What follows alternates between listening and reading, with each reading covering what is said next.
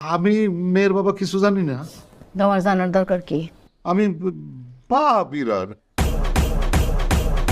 আমার মেয়ে। একদম বাড়ির সবকিছু দেখি আমি, মেয়েরটাও আমি দেখবো। তোমার কিছু দেখতে হবে না। তোমার যেটা কাজ, খাওয়া দাওয়া ঘুমানো, সেটাই করবা। সুন্দর করে কাপড় পরো, ওদের সামনে যাবা, ভদ্রলোকের মতন কথা বলবা, ঠিক আছে? যাও। না, এই এনগেজমেন্ট, এই বিয়ে আমি হইতে দেবো না। মানে কি?